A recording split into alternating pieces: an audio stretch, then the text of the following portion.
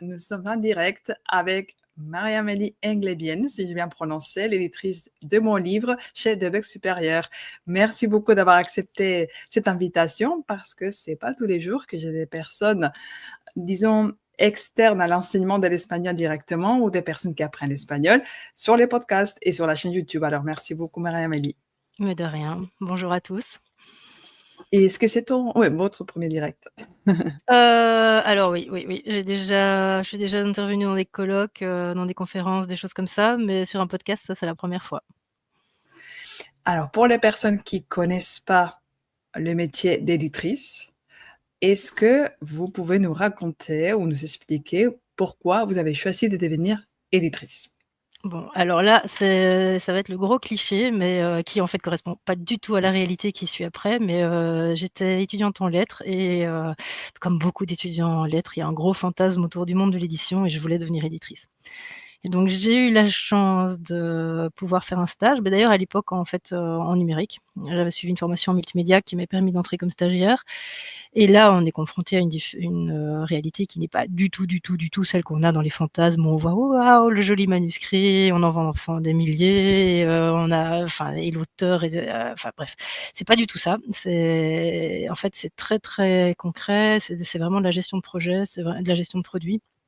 Et ça n'a rien, enfin en tout cas en éducatif, ça n'a rien de ce qu'on peut voir dans les films ou imaginer quand on voit un livre et qu'on se dit oh que c'est joli un livre, que c'est chouette un livre. C'est la construction d'un projet avec des intervenants différents, beaucoup de contraintes extérieures, des contraintes commerciales aussi, et sans quoi le livre peut pas exister. Et enfin voilà, c'est très différent. Quand on est derrière le livre en fait et qu'on le lit, on n'imagine pas ce qu'il y a derrière.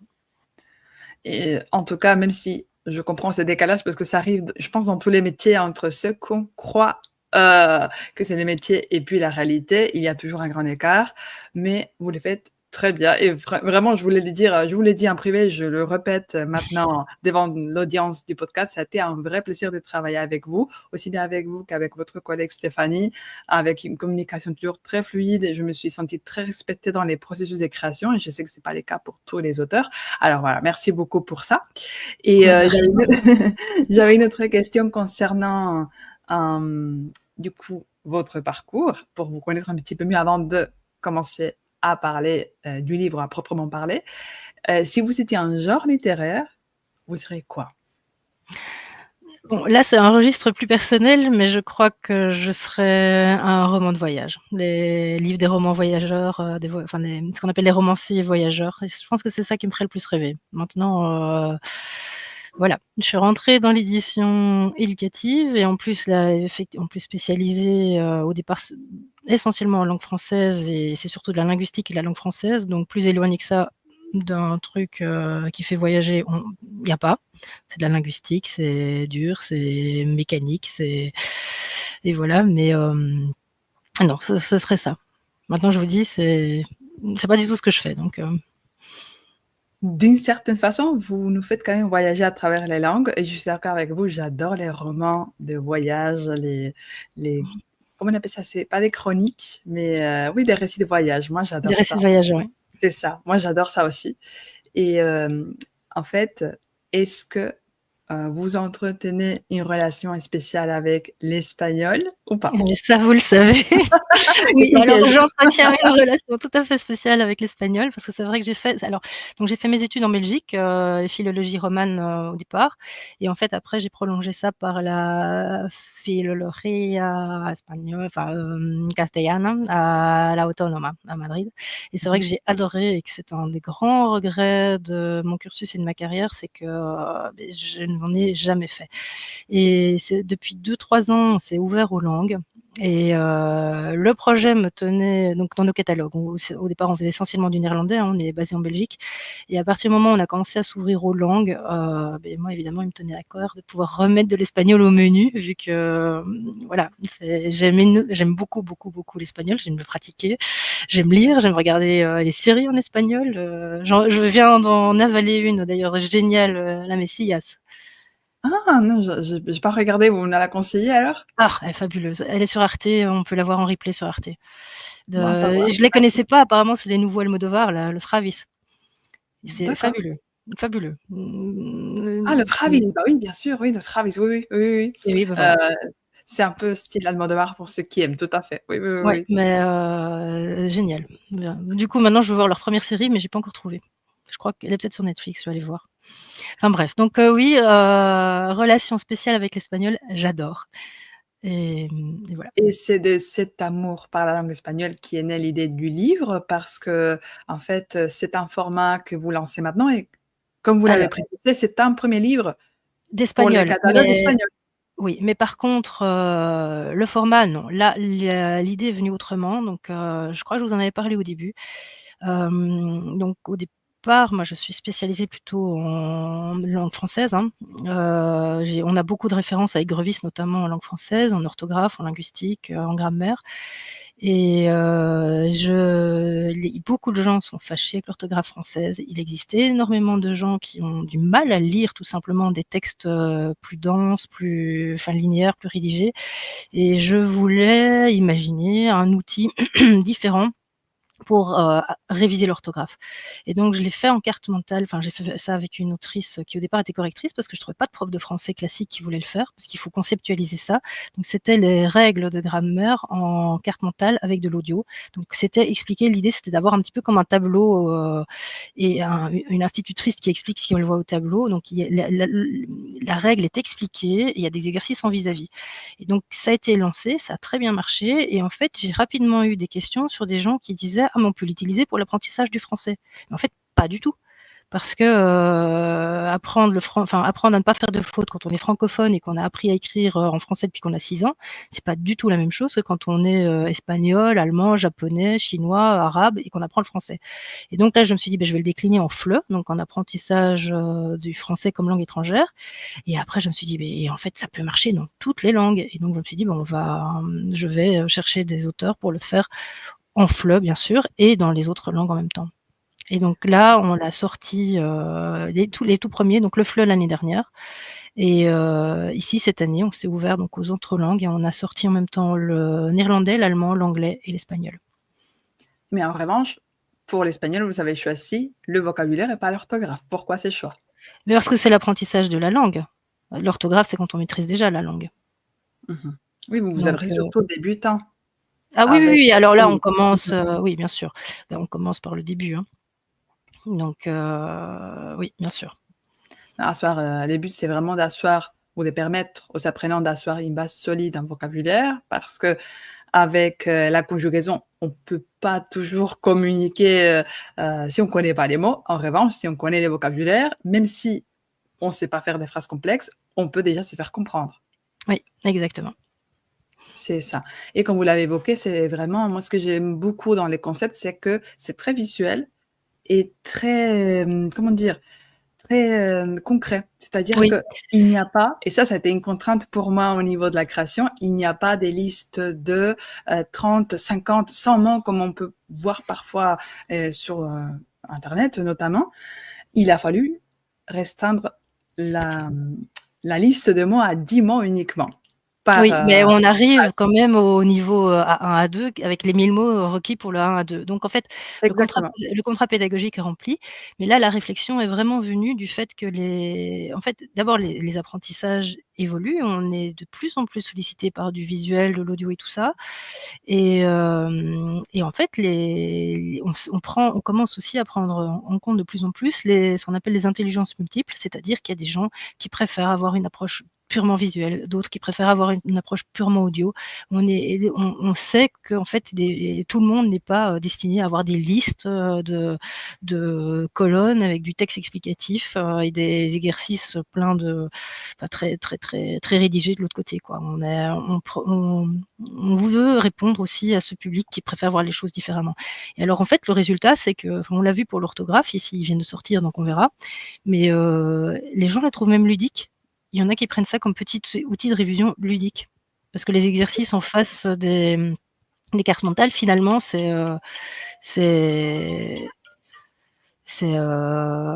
enfin, désolé, j'ai coupé. C'est pas grave. Enfin, c'est amusant, quoi. Ça permet de réviser rapidement. On va montrer par exemple une page du livre. Ici, c'est une entrée pour apprendre les chiffres.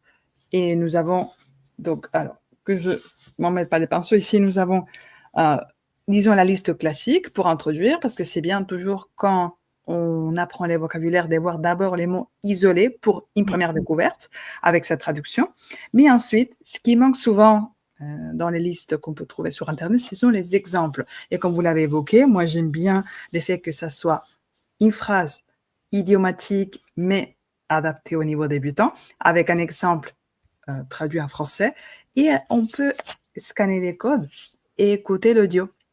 Comme ça, comme vous l'avez évoqué, pour des personnes qui sont plus auditives ou des personnes qui souhaitent vraiment travailler la prononciation, c'est un vrai atout de ces petits manuels parce que vous pouvez voir, il est tout léger.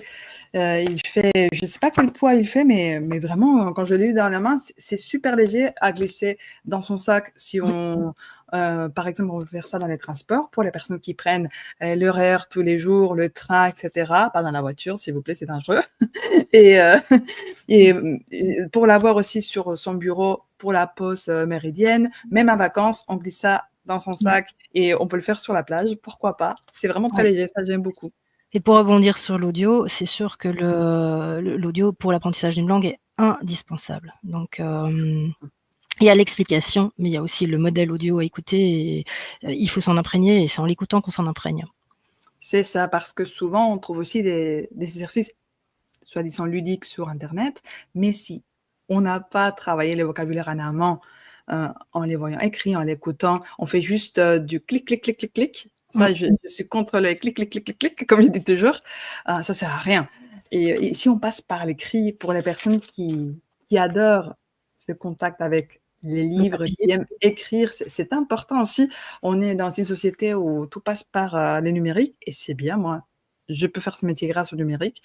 Mais cela dit, parfois, l'effet d'avoir un support papier est vachement agréable. Et on retrouve aussi un peu cette sensation des cahiers de vacances avec des exercices type des mots croisés, des mots mêlés, des phrases à relier. Il y a aussi des petites dictées parce que j'aime beaucoup travailler la reconnaissance sonore.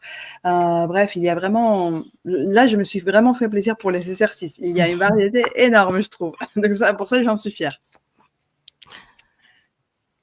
Voilà. Alors, je voulais aussi vous poser une autre question par rapport à la création du livre. Donc, une fois que vous avez validé l'idée, qu'est-ce qui se passe-t-il? Comment se passe la création d'un livre de A à Z?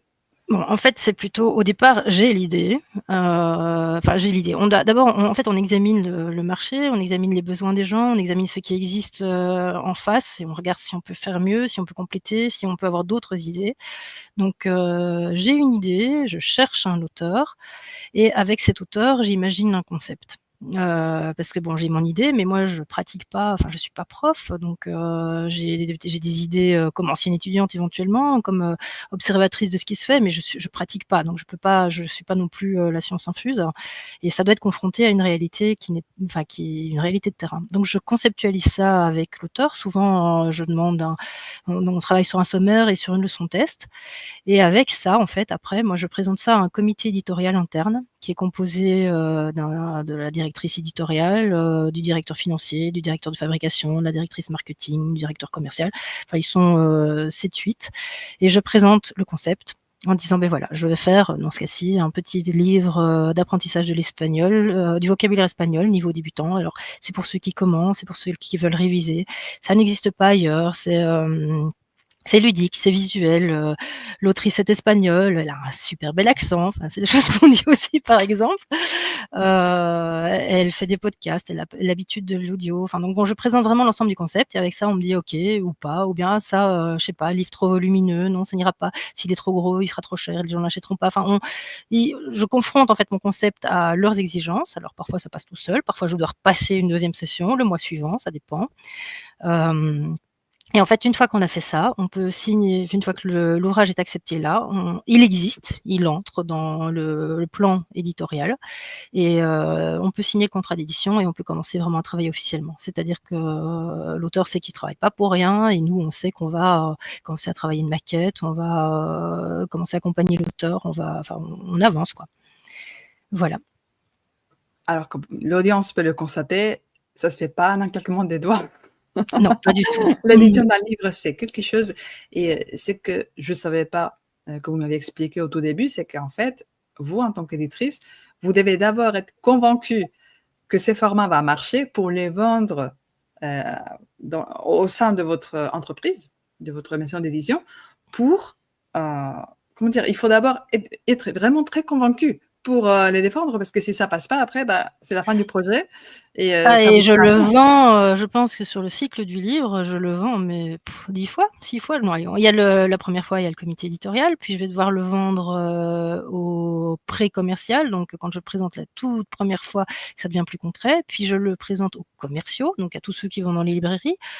Je le présente à l'export, je le présente, donc ça c'est le Canada, la Suisse, donc à ceux qui sont enfin aux commerciaux qu'on ne voit pas en même temps en fait. Je n'arrête pas de le présenter franchement. Le projet à la fin on le oui, on le présente au moins 6 fois différentes. Et vous direz que ça, c'est la partie la plus difficile de votre métier, celle que vous aimez les moins ou celle que vous préférez? Alors la partie que je préfère, c'est, la partie de la conceptualisation. Parce que là, tout est possible et on doit réfléchir, confronter, trouver une intersection entre, ce que l'auteur peut dire, ce que l'auteur peut faire, ce qu'il a le temps de faire, mais ce qui est utile vraiment à l'apprenant et qu'on peut faire nous matériellement. Parce que parfois les gens arrivent avec des trucs, oui, très, très ambitieux, mais en fait ça doit être faisable et ça doit pas être trop cher, sinon on peut pas le vendre, à un prix raisonnable. Donc c'est toute cette partie en fait où on doit, trouver enfin on a ce concept, mais on doit le confronter à la réalité de tout le monde. Donc ça, c'est la partie vraiment que je préfère. Après quand ça devient plus routinier, moi j'avoue que ça m'ennuie un peu plus. Mais, sinon je dirais que la partie la plus compliquée, c'est la partie qui pourrait paraître la plus amusante, mais qui en fait, l'est moins, parce c'est la couverture.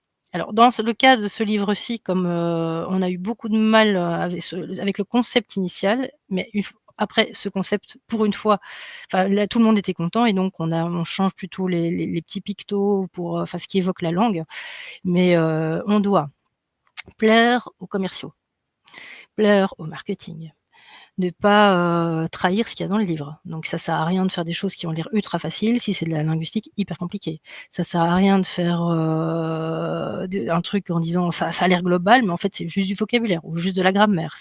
Donc on doit vraiment dire on dit toujours qu'une bonne couverture, il faut qu'on sache au premier regard pour qui c'est, ce qu'il y a dedans et pour qui c'est. Donc parfois, on a aussi des auteurs qui veulent des choses un peu elliptiques dans les titres, mais en fait non, c'est parce que vous êtes dedans tout le temps. Mais imaginez que la personne, elle le regarde un quart de seconde sur Amazon le livre, si elle sait pas, enfin j'ai en fait un exemple il y a longtemps, c'était des profs qui voulaient faire de la géographie et qui voulaient lire le monde. Mais lire le monde, ça peut être de la philo, ça peut être de la religion, ça peut être n'importe quoi. Et oui, OK, c'est peut-être original, mais en fait, ça doit être géographie, premier niveau, point. C'est ça. Et en fait, c'est dans les petits mots-clés qu'on met en dessous qui vont donner un positionnement, qui vont associer affiner le positionnement, qui vont montrer: «Ah beh oui, ça c'est plutôt visuel» ou «Ça c'est plutôt, un pavé, à apprendre». Ça, c'est tous les petits mots-clés et visuellement tout ce qu'on a tout ce qui va accompagner le titre, qui va donner ces informations complémentaires. Mais le titre, il doit vraiment être, aller direct, right to the point pour vraiment, dire ce que Mmh mh. c'est en une seconde. Parce qu'en fait, on voit ça, les livres sont la plupart du temps vus en vignette, et ça va très vite, quoi. Alors si moi je devais, rebondir sur ce que vous dites et parler de ce que j'ai préféré dans la création du livre, je dois dire que les moments où je l'ai reçu, vraiment Ah oui, ça, c'est c'est une normal, émotion. c'est no Quand on l'a entre les mains, vraiment j'ai ouvert les cartons que j'ai reçus aujourd'hui avec les 10 livres. Vraiment, ça c'est une émotion que je vais jamais oublier. La création pour, l'auteur est dure parce que vous l'imaginez peut-être pas, vous pensez: «Ah oui, du vocabulaire, basique, ça se fait en un petit mois». J'ai non, mis non, un non, non, an, non. j'ai mis un an à le faire. Un Non, mais an, ça, c'est la moyenne, c'est un normal. travail, je dirais journalier et je travaillais les week-ends, le soir parce qu'en plus, voilà, je l'ai fait pendant que mon enfant avait, 12 mois, disons. Mmh. Donc, j'ai commencé à 6 semaines de postpartum, j'ai fini quand il venait d'avoir 12 mois. Donc pour moi, c'est mon deuxième bébé, j'y mets beaucoup d'amour, beaucoup de temps et il y a tellement de relectures, tellement de corrections, vous imaginez pas le travail que c'est. Mais tout à fait, enfin moi ça fait, je sais plus combien d'années que je suis éditrice maintenant, plus de 25 ans en tout cas et oui, non, ça je sais et en fait, c'est 1 an, c'est la moyenne, pour rédiger un livre. Alors on a parfois des auteurs qui font une sorte de blocus, qui s'enferment pendant 3 mois et qui font que ça, toute la journée. Bon, quand c'est possible de le faire, pourquoi pas, mais pour des gens qui ont une vie professionnelle à côté, 1 an, c'est la moyenne. Oui, oui, je suis d'accord pour, en plus, laisser aussi mûrir les idées parce que je me rends compte, Mmh. entre les débuts du livre, quand j'ai commencé, en plus, j'étais très fatiguée et c'était une première fois aussi pour moi. C'est une expérience nouvelle. Là, je m'adresse vraiment aux débutants qui m'écoutent. Quand on démarre une nouvelle langue, bah, c'est pareil. Pour moi, c'était un nouveau projet, quelque chose que j'avais jamais fait et on a du mal à instaurer une routine d'écriture pour moi, une routine de révision. Il faut aussi, comment dire? Gérer son perfectionnisme parce qu'on peut devenir fou à relire les exemples. Est-ce que je pourrais changer encore un mot? Est-ce que je pourrais mettre un nouvel exemple? On s'en sort pas. À un moment donné, il faut accepter ce qu'on a fait Ah, et pas vouloir relire et relire et relire. Il y a 2-3 coquilles qui m'ont échappé, c'est pas grave. Je suis très fière du résultat, mais ça, voilà, pour ceux qui m'écoutent, se disent: «Ah oui, j'ai envie de démarrer l'espagnol», vous aurez cette sensation au début. Vous ramez, c'est lent et puis à force de construire une routine, bah, à un moment donné, bah, voilà, je faisais ça de façon beaucoup plus fluide et en prenant du plaisir et en avançant petit à petit. J'essayais de faire, heu, environ 20 et comment dire? 100 mots ou ça serait du coup 50 mentades, c'est ça? Je sais plus. En heu tout cas non, je sais plus. En tout cas, je voulais faire environ 100 mots par semaine. C'est ce que j'essaie de faire, voilà, pour avancer doucement, parce que pour moi, bâcher comme ça les contenus, pour moi, personnellement, ça aurait été, gage de mauvaise qualité parce qu'à un moment donné, on sait plus ce qu'on écrit, oui. on a besoin de temps aussi pour réfléchir et relire et améliorer. Donc pour ça, 1 an, c'est très bien. Voilà et puis une dernière question que j'avais avant de vous laisser parce que vous devez aussi, faire plein d'autres choses aujourd'hui, j'imagine. On est lundi, donc voilà, reprise, après les vacances, j'imagine que vous êtes bien occupés. Si, vous devez dire une raison puissante, qui fait que l'audience des sites complètement débutants devrait acheter les livres, que direz-vous? Pour qui est destiné ces livres et quels sont les bénéfices qu'ils vont obtenir en l'achetant? Beh, moi je trouve qu'il a un côté très rassurant et qu'il est parce qu'on appréhende vraiment la matière facilement et c'est une manière assez vivante et rapide, enfin efficace et rapide quand même, d'apprendre. Le fait de pouvoir directement s'entraîner, avec les exercices qui sont sur la page d'à côté, ça permet de retenir aussi et donc oui, enfin moi je vais pas je vais dire je vais évidemment dire qu'il est bon vu que j'ai imaginé le concept avec l'auteur et mais vraiment non, je crois que c'est ce côté, visuel, audio et exercice directement lié qui fait que ça donne un abord vraiment rapide, et efficace de l'apprentissage de la langue. Et puis, il faut le répéter, les audios sont faits dans un espagnol tellement, tellement agréable à écouter. Parce qu'on ne l'a pas dit, mais vous m'aviez posé la question: «Pourquoi est-ce que je vous ai choisi comme autrice, vous?» C'est parce que, tous les profs sont pas prêts à faire des choses qui sont, différentes en fait de ce qui existe, avec des textes linéaires, des listes de vocabulaire, des choses comme ça et donc je cherchais quelqu'un et c'est ça qui est compliqué et c'est quelqu'un qui a une vraie formation de prof, parce que des gens qui donnent des tables de conversation et qui s'improvisent prof, il y en a plein. Mais ils n'ont pas, tous le background, suffisant pour pouvoir faire la différence entre un vrai niveau débutant, choisir le bon mot, formuler les bons exemples. Donc je voulais quelqu'un qui a un vrai profil de prof, mais qui en même temps, avait l'ouverture à des façons différentes d'apprendre et qui en plus, l'habitude enfin, qui soit pas gêné de s'enregistrer et qui soit prêt à faire entendre sa voix, quoi. Mmh. Qui a l'habitude de parler tout seul comme moi, toute la Voilà. journée devant un micro. Ça, c'est pour la petite blague. Mais en tout cas, voilà, merci beaucoup pour votre confiance et on va finir ici, l'interview. Mais avant de nous quitter, je voulais tout simplement rappeler à l'audience que si vous avez acheté les livres ou si vous réfléchissez à l'acheter, je vais vous donner encore une bonne nouvelle, c'est que j'ai créé une formation autour de ces livres parce que j'aime pas faire les choses à moitié. Et pendant que j'écrivais ces livres, je me disais: «Non, mais ce serait trop bien d'avoir une formation qui permet aux apprenants de parcourir le livre de A à Z». Parce que ça, on connaît tous. On achète un livre, on fait 3 pages et puis on les laisse dans notre étagère et ils dorment. Et ça, je veux pas. Moi, je veux vraiment que, vous voyez, il n'est pas long les livres. Il est possible de les finir en moins de 2 mois. Et ça, c'est la promesse que je vous fais. Et un peu plus de 2 mois. On va les finir en 10 semaines avec un accompagnement journalier. Je vous mettrai encore des défis pour travailler les exemples, pour aller plus loin, pour pratiquer un groupe. Nous allons avoir un groupe Telegram pour pratiquer tous les jours. Nous allons nous voir 2 fois en direct avec des exercices supplémentaires. Vous allez avoir à la fin de la semaine encore un défi pour vous entraîner, pour vérifier ce que vous avez appris. Bref, ça va être une super expérience. Et la première édition commence le 29 septembre. On finira le 5 décembre. Donc voilà, un beau projet pour la rentrée.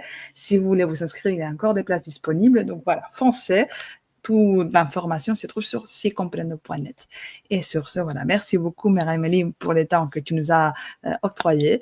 Et je vous libère, pardon, j'arrête pas de tutoyer. Je me sens tellement à l'aise avec vous que j'arrête pas de vous tutoyer. Oui, moi, je suis pas contre le tutoiement, pas de problème. En plus, vous avez... Je tutoie facilement aussi.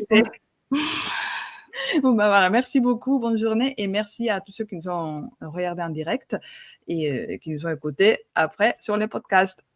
Bonne journée, buen día a todos. Hasta pronto. Au revoir.